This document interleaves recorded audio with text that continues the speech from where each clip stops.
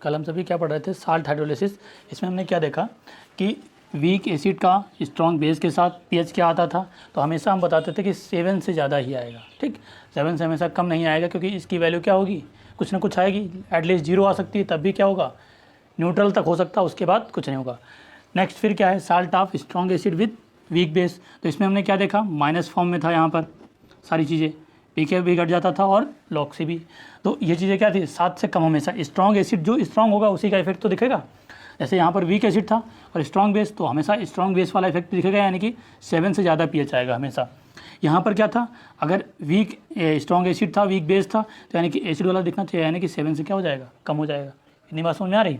Next देखो, अब पढ़ना है आपको साल्ट ऑफ वीक एसिड और वीक बेस, दोनों कैसे होने चाहिए, वीक होने चाहिए। इसमें हमने क्या पढ़ा था, स्ट्रॉन्ग एसिड था, पढ़ा था कि नहीं पढ़ा था, और यहाँ पर वीक एसिड था, इन सब के एग्जाम्पल। तो देखो थर्ड क्या है, salt of weak acid with weak base. अब इसमें देखो एग्जाम्पल लिखो, जैसे मान लो CH3COO NH4,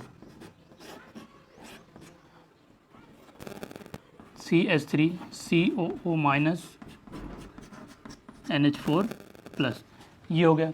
अब देखो यहाँ पर क्या है, इनके साथ दो हैं, एक तो आपका क्या है CH3COO H एसिड होगा, ये कैसा है, वीक एसिड, कैसा है, वीक एसिड। और अगर इसकी बात करोगे NH4OH की, तो यहाँ पर क्या आएगा, एक क्या होगा NH4OH, इन्हीं से तो मिलकर बना होगा, ये बना होगा कि नहीं बना होगा, तो इसका मतलब ये क्या है, वीक बेस। तो यहाँ पर हमें क्या दिख रहा है कि वीक एसिड और वीक बेस के साथ जो सॉल्ट बनता है उसके बारे में देखेंगे, उसका पीएच कैसा आएगा। बात समझ में आ रही है ना, इन चीज़ों को पहले इसको नोट कर लो, ये शायद कल लिख लिया होगा, फिर से नोट कर लो यहाँ से, salt of weak acid with weak base, note करिए इसको।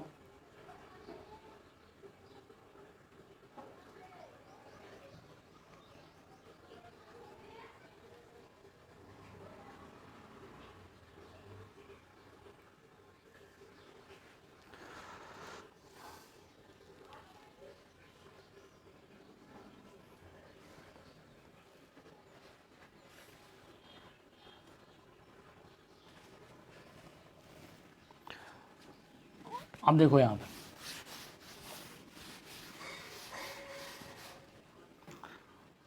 हम क्या कराते थे, इसके बाद पहले वो देखते थे कौन सा सॉल्ट है, उसको आयनाइज करते थे, फिर हमने क्या कहा था, इसको क्या कराएंगे, वाटर के साथ हाइड्रोलिसिस कराएंगे। क्या पढ़ रहे हैं, साल्ट हाइड्रोलिसिस, तो वाटर के साथ क्या कराएंगे, इसकी हाइड्रोलिसिस कराएंगे।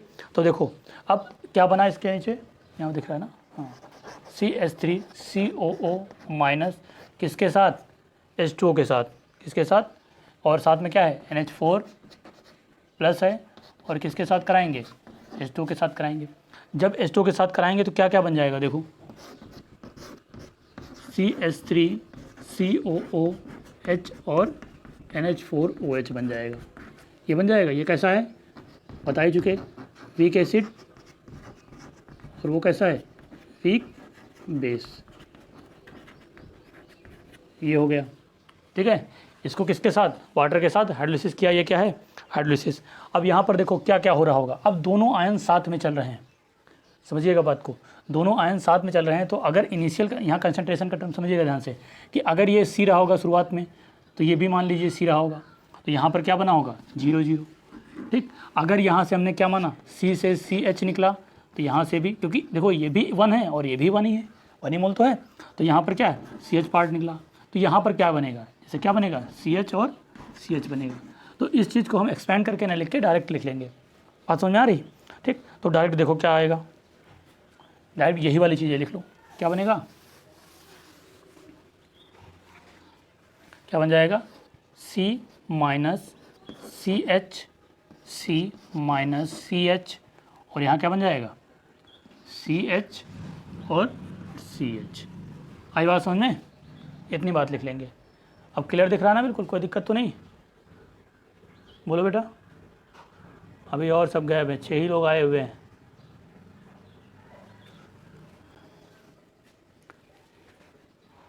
ठीक है, तो इसको नोट करिए। अब देखो इसके बाद क्या लिखेंगे, इसका हाइड्रोलिसिस KH लिखो, क्या आएगा, KH क्या आ जाएगा, CH3COH लिख देते हैं KH, इसको नीचे वाला मिटा देते हैं।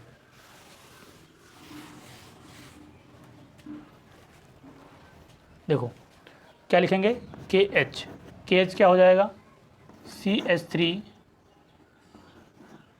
COOH एक्टिव मास के अंदर, फिर क्या लिखेंगे NH4OH एक्टिव मास के अंदर, अपॉन क्या हो जाएगा CH3 COO minus active mass के अंदर और NH4 प्लस एक्टिव मास के अंदर। H2O लेंगे नहीं, हमने क्या कहा था, प्योर लिक्विड और जितने भी सॉलिड होते हैं उनको नहीं लेते हैं, तो उसके कंसंट्रेशन में नहीं लेंगे। क्या हो जाएगा, ये क्या क्या बना है, CH इसका दिया था और वो भी क्या है CH, ये भी तो CH है दोनों, और नीचे क्या हो जाएगा, आप देखो ये दोनों होल स्क्वायर हो जाएंगे, यानी कि CH और यहाँ क्या बन जाएगा CH। ये आ जाएगा कि नहीं आ जाएगा, इतनी बात समझ में आ रही, ये चीज़ें हो जाएंगी, इनको नोट करो पहले।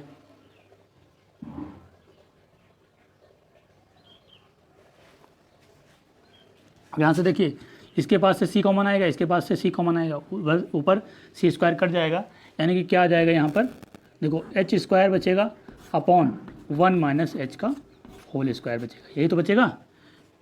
C एक बार यहाँ से लाएंगे, C एक बार यहाँ से लाएंगे, C स्क्वायर हो जाएगा, ऊपर भी C है तो C स्क्वायर हो जाएगा, कट जाएगा। आ रही बात समझ में, ये हो जाएगा KH हमने निकाल लिया।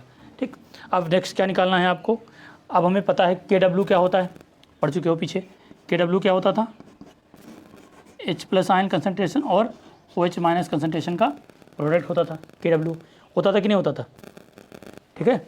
और KB क्या हो जाएगा, KB क्या निकलेगा, बोलो,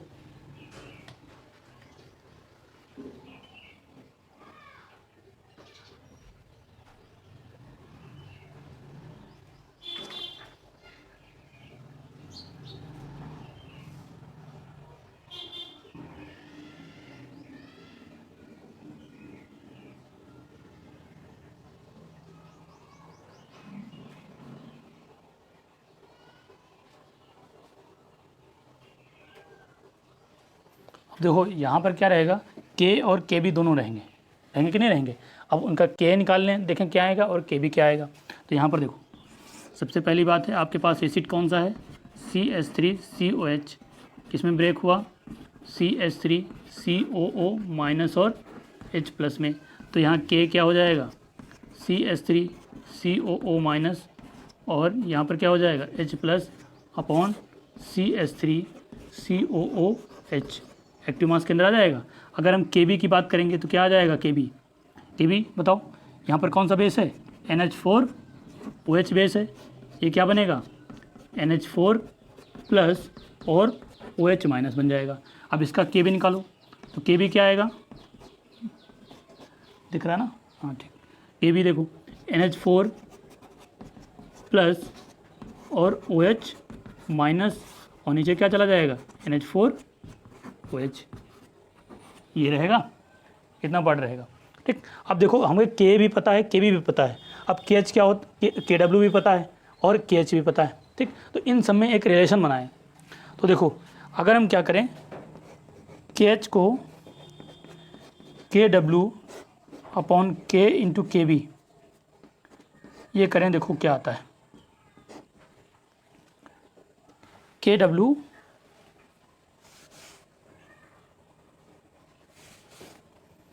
देखो क्या है, KH equal to KW upon KA into KB। अब सबकी वैल्यू रख दो आप, KW क्या था, H प्लस OH माइनस, ये थी H प्लस और OH माइनस, K कितना है रखिए CH3COO माइनस और क्या है H प्लस आयन कंसनट्रेशन, ठीक है, और नीचे क्या है CH3COOH ये है। अब इंटू KB क्या है, KB देखो, KB क्या लिखेंगे बताओ, KB क्या है NH4 प्लस और OH माइनस,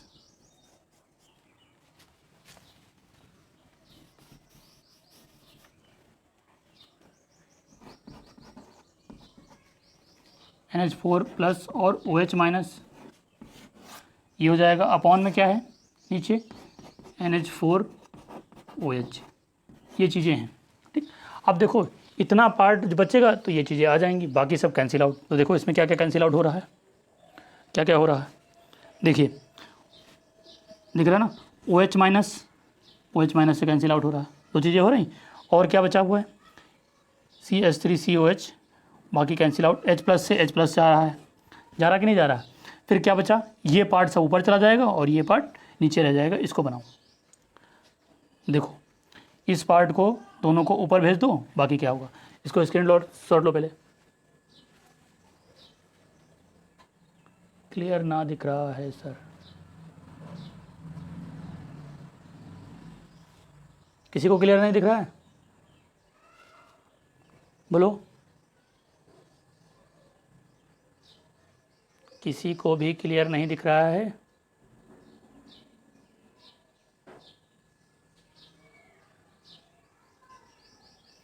आज विनोद भी नहीं आया, देवेंद्र भी नहीं आया। हाँ सर, क्या मतलब दिख रहा है ना। अशोक अपना चेक करो यार, देखो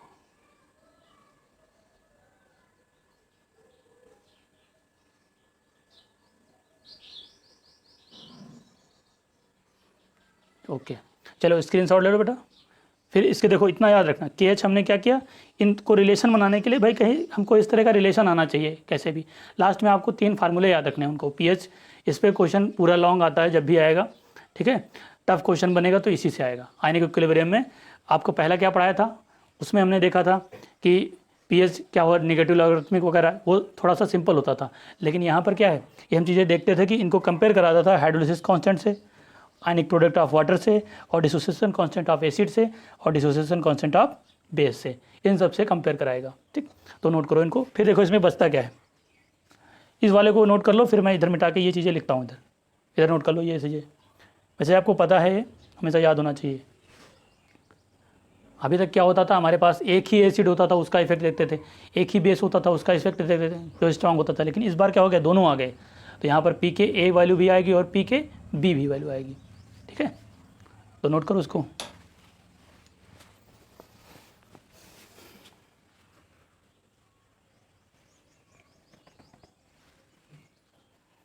बोलो, लिख लिया?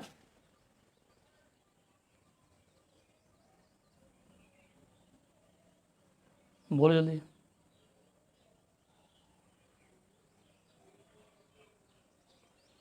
ओके, देखो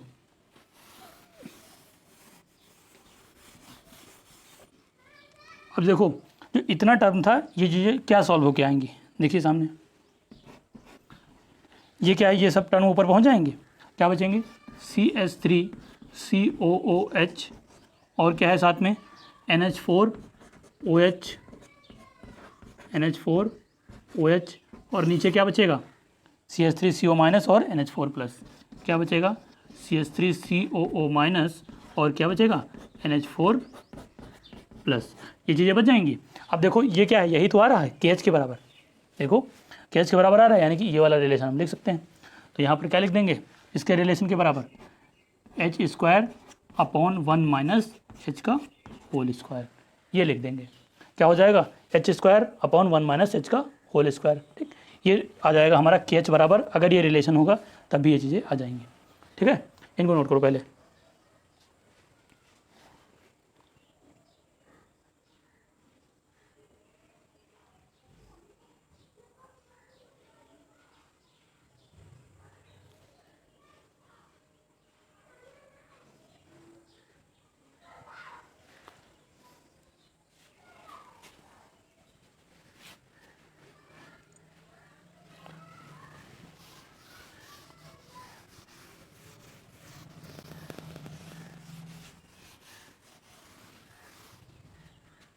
देखो ये रिलेशन आ गया। आपको क्या निकालना है, एक तो पीएच का निगेटिव लॉगरिथमिक के साथ रिलेशन बना के ये सारे टर्म आने चाहिए उसके अंदर, ऐसा कुछ बनाएंगे। तो देखो वीक एसिड का आपको पता है, वीक एसिड जैसे हमारे पास क्या था, CH3COOH डिसोसिएट होगा, क्या बनाएगा, CH3COO- और H+, ये बनाएगा कि नहीं बनाएगा, ये चीज़ें बनाएगा। तो इसका मतलब क्या है, अगर हमने इसको क्या माना था, इसका कंसंट्रेशन कितना माना था, CH, देखो शुरुआत में, और ये क्या था, C1 - H, ये माना था कि नहीं माना था। तो यहाँ से अगर Ka की बात करें तो क्या आ जाता था, CH3 COO माइनस कंसनट्रेशन और साथ में H+। हमने इसका इसलिए नहीं लिखा है, क्यों? क्योंकि हमको H+ क्या निगेटिव लॉगरिथमिक के साथ कंपेयर कराना है कैसे भी। और यहाँ पर नीचे क्या हो जाएगा, CH3 COOH, ये हो गया। अब यहाँ पर देखो CH3 COO माइनस कितना दिया है, C1 माइनस H इंटू, अब जो H+ है उसको ऐसे लिखा रहने दो, अपॉन क्या हो जाएगा, अपॉन क्या है नीचे CH, क्या है CH। अब देखो यहाँ से क्या हो जाएगा, C और C कैंसिल आउट हो जाएंगे, क्या बच जाएगा, जो बच जाएगा लिख दो उसको, क्या बचेगा 1 माइनस H और H+ ion concentration upon H, ये बच जाएगा। इसको नोट करो यहाँ से, दिख रहा ना, 1 माइनस H+ आयन कंसनट्रेशन होगा और H होगा, ये K की वैल्यू इस रिस्पेक्ट में ये आएगी। अब H+ को क्या pH के टर्म में डिनोट कर लेंगे, वहाँ पर नोट करो।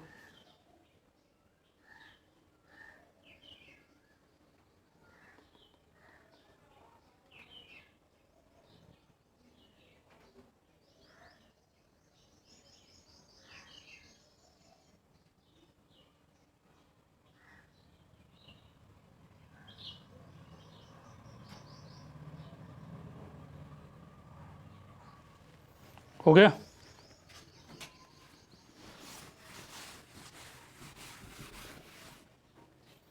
अब देखो यहाँ पर जो 1 माइनस H लिखा हुआ है, तो इसका मतलब हम क्या मानते थे कि 1 के रिस्पेक्ट में H की वैल्यू बहुत कम है, ठीक है।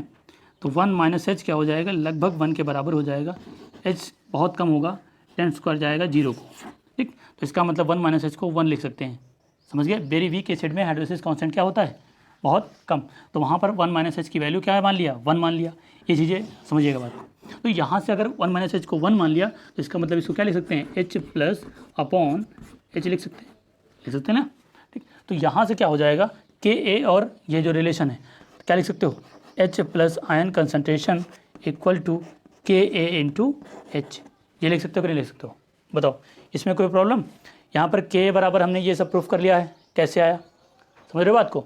तो वहाँ से H+ अपॉन H बन गया, इसको हमने क्या किया, H+ को एक तरफ रख दिया और K इंटू H लिख दिया। अब आपने H अभी क्या निकाला था पीछे, H क्या निकाला था, KW अंडर रूट क्या, अगर H स्क्वायर बराबर निकाला तो इसका मतलब KW upon KA into KB, क्या था KW upon K into KB, क्योंकि वो H स्क्वायर के बराबर था ना, H square upon 1 minus H, पीछे देखिए H square upon 1 minus H था, तो 1 माइनस H को हमने क्या वही 1 मान लेंगे इसी तरह, तो वहाँ पर क्या हो जाएगा, H स्क्वायर बचेगा, तो H स्क्वायर की वैल्यू इतनी थी तो H की वैल्यू क्या हो जाएगा, अंडर रूट लग जाएगा। ये बात समझ में आ रही, तो यहाँ से क्या आ जाएगा, ये देखिए ये क्या होगा, अंडर रूट यहाँ से कट जाएगा, तो अंदर क्या बचेगा, KA into KW upon KB, ये आ जाएगा आपका H+ आयन की कंसनट्रेशन। ये बात समझ में आई, इतना आ जाएगा। अब क्या लेंगे, हमको क्या पता है pH कैसे आता है, इतना नोट करो फिर लिखते हैं।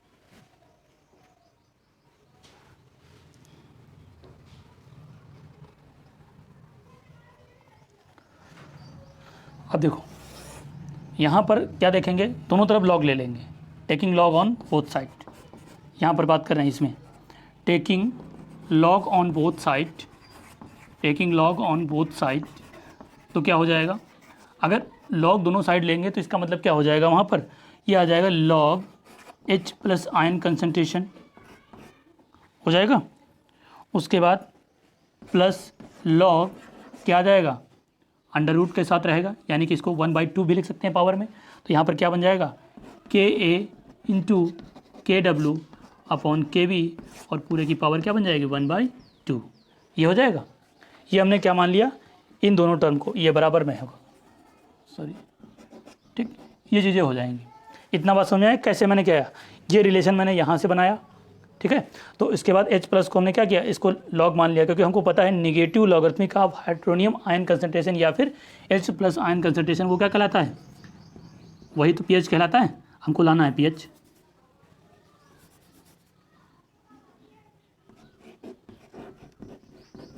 ये हो जाएगा, इसको नोट करो फिर आगे लिखते हैं।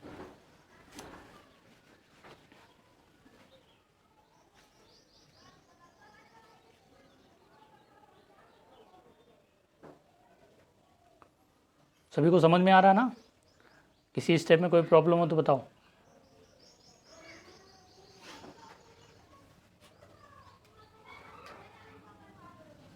कंटिन्यू करें? ओके, देखो अब उसके बाद यहाँ से देखेंगे, इसको एक्सपेंड कर दो और ज़्यादा, तो यहाँ से हम सब वैल्यू पी के ए की फॉर्म में निकाल लेंगे। जो भी है पोटेंशियल ऑफ हाइड्रोजन, यहाँ पर potential of dissociation constant of weak acid और आयनिक प्रोडक्ट ऑफ वाटर, और यहाँ पर क्या हो जाएगा, डिसोसिएशन कांस्टेंट ऑफ बेस। तो इनकी सबकी बात कर लेंगे, ये चीज़ें नोट करो।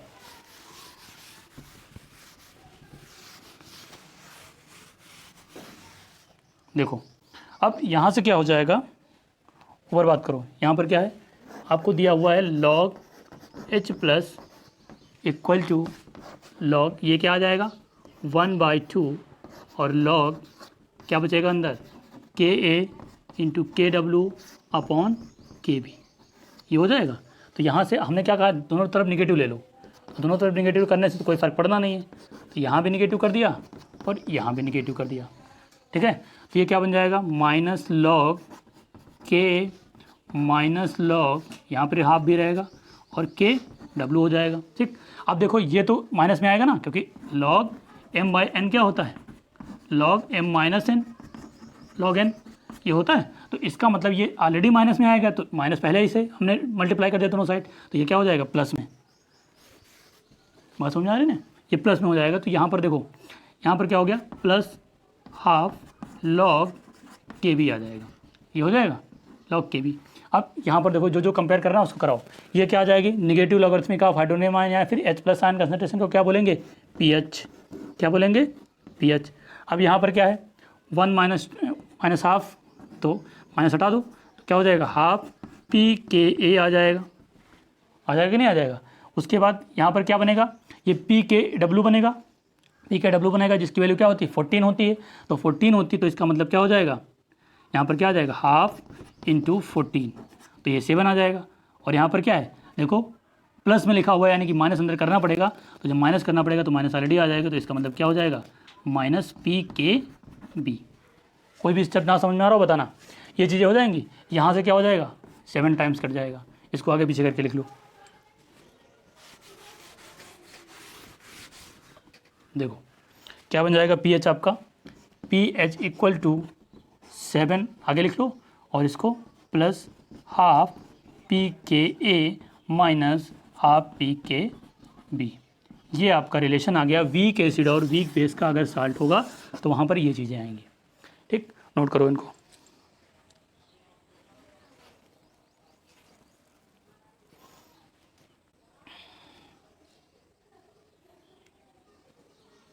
आई होप तीनों आपको समझ में आए होंगे अच्छे से, और तीनों को एक दो बार रिवाइज कर लेना पूरा कर करके, तो यहाँ पर आपसे गलतियाँ नहीं होंगी कि वहाँ पर कौन सा रिलेशन क्या रखना है, ठीक है।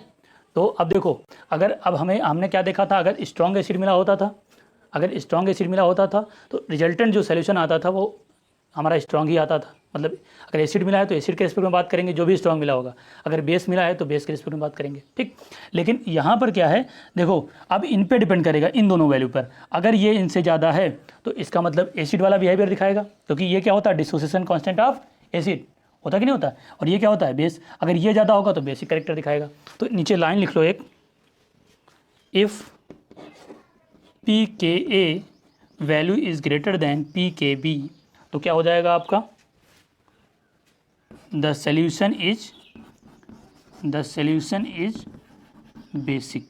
क्या हो जाएगा solution is basic, that means pH की वैल्यू क्या आ जाएगी 7 से ज़्यादा आ जाएगी। आगे बात समझ में, 7 से क्या आ जाएगी ज़्यादा आ जाएगी, ठीक। अब दूसरी बात क्या लिख लो, if pKa is less than pKb, तो क्या हो जाएगा द सॉल्यूशन इज एसिडिक। क्या हो जाएगा एसिडिक, यानी कि pH क्या हो जाएगा 7 से कम हो जाएगा। आगे बात समझ में, तो ये दोनों चीज़ें हो जाएंगी। तो ये सारे रिलेशन मैंने चेक कर लिए, ठीक, इनको नोट करो फिर।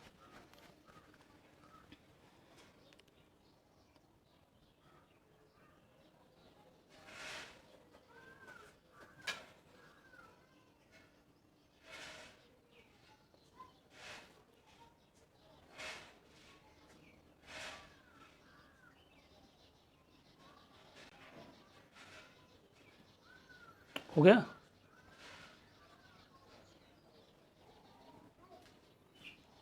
चलो चलो इस पर न्यूमेरिकल लगाते हैं ना।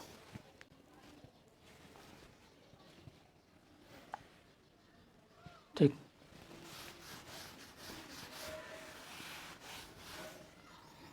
चलो एक न्यूमेरिकल लिखो। कैलकुलेट अमाउंट ऑफ, लिखिए न्यूमेरिकल है आपका, कैलकुलेट अमाउंट ऑफ, आपको दिया है ammonium chloride NH4Cl।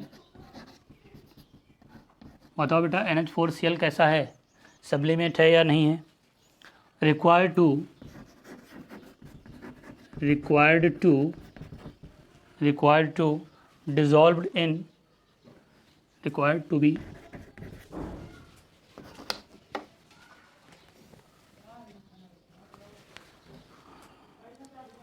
required to be dissolved in 500 ml water. ये सारे क्वेश्चन आए हुए हैं, ऐसा नहीं क्वेश्चन जो लिखाया करें उसको अपने नोट्स में अच्छे से नोट कर लिया करो। अगर ना समझ में आए तो कमेंट करो तुरंत, ठीक है। सारे क्वेश्चन बहुत इंपॉर्टेंट हैं, इसी तरह से बस वैल्यू चेंज होगी, इसी तरह क्वेश्चन आएंगे वहाँ पर, ठीक। तो देखो यहाँ पर 500 ml water to have pH आपको दे रखा है इसका 4.5 और Kb फॉर NH4OH कितना दे रखा है, इसके लिए दे रखा है 1.8 × 10⁻⁻5। कितना दे रखा है, -5। ये आपका न्यूमेरिकल है। अब बताओ इसमें कैसे क्या करना है, कैलकुलेट करना है अमाउंट, कैसे क्या करोगे। ये नोट कर लिया होगा ना, नोट कर लिया ना, ये बोलो बेटा, ये नोट हो गया ना सब, यहाँ तक क्लियर है। अब न्यूमेरिकल पे आते हैं। ओके चलो अब न्यूमेरिकल देखो, इसमें पहले देखो क्या क्या कहा गया है, इसको फिर देखते हैं क्या क्या करना है इसमें, है ना। अब देखो सबसे पहले आपको H+ दे रखा है, ये pH दे रखा है, तो यहाँ से क्या निकालेंगे, H+ आयन की कंसंट्रेशन निकालेंगे। लेकिन क्या कोई इसका यूज है, देखो H+ आयन कंसंट्रेशन निकालेंगे और अगर NH4+ को वाटर से हाइड्रोलिसिस कराएंगे तो वहाँ पर क्या बन जाएगा, NH4OH और H+ आयन कंसंट्रेशन। तो वहाँ से हमें उसकी कंसंट्रेशन पता होगी, दूसरे की कंपेयर कर लेंगे। देखो बात समझो यहाँ से ध्यान से, इसका सॉल्यूशन क्या होगा। देखिए आपको क्या पता है, pH पता है, यानी कि pH क्या होता है, H+ आयन कंसंट्रेशन, ठीक है। निगेटिव लॉगरिथमिक, यानी कि डायरेक्ट, देखो हमको डायरेक्ट निकालना आना चाहिए, जो भी यहाँ पर दिया होगा पावर में पहुँच जाएगा तुरंत, ठीक। तो क्या आ जाएगा आपका, क्योंकि हमको पता है pH क्या होता है, negative logarithmic of hydronium ion या फिर H+ आयन कंसंट्रेशन। आपको क्या दिया है, 4.5 ये दिया हुआ है, ठीक है। और यहाँ पर क्या है, log H+ आयन कंसंट्रेशन ये दे रखा है। तो यहाँ से अगर बेस 10 पे वर्क करता है ना, तो जो बेस 10 पे होता है वो माइनस में पहुँच जाता है, यानी कि H+ आयन कंसंट्रेशन क्या हो जाएगा आपका, 10⁻⁻4.5 ये दे रखा होगा, ठीक। ये बन जाएगा आपका H+ आयन कंसंट्रेशन, क्या आ जाएगा, ये आ जाएगा किसमें, मोलर में आ जाएगा। किसमें आ जाएगा, मोलर में। आ रही बात समझ में, किसमें आ जाएगा, मोलर में। ये हो गया H+ आयन कंसंट्रेशन। अब इसको अगर उसमें वैल्यू दी होंगी, वैसे सॉल्व करने के लिए क्या तरीका है, ठीक, वरना ऐसे ही रख दो। देखो इसका सॉल्व करोगे कैलकुलेटर से तो ये आएगा आपका 3.162 × 10⁻⁻5 मोलर। ये आपका आ जाएगा H+ आयन कंसंट्रेशन, ठीक। तो आपको क्या करना है, ये चीज़ें साइड में कर लेनी है कहीं रफली वर्क, ये रफली वर्क है, डायरेक्ट हमको H+ आयन कंसंट्रेशन पता होना चाहिए। इस तरह निकालते हैं, क्योंकि pH कहीं भी दिया होगा तो वो जितना भी दिया होगा वो 10 की पावर के माइनस के साथ पहुंच जाएगा, बस pH निकाल देंगे, ठीक है। ये देखो ये क्वेश्चन आया हुआ था जिपमर में, ठीक है, जहाँ पर 200 सीट अलग से होती है ना मेडिकल की, तो वहाँ पर आया था उस एंट्रेंस एग्जाम में। अब देखो इसमें क्या करना है आपको, समझिएगा, इसमें क्या करना है आपको, क्या क्या दिया था, pH दिया है और क्या है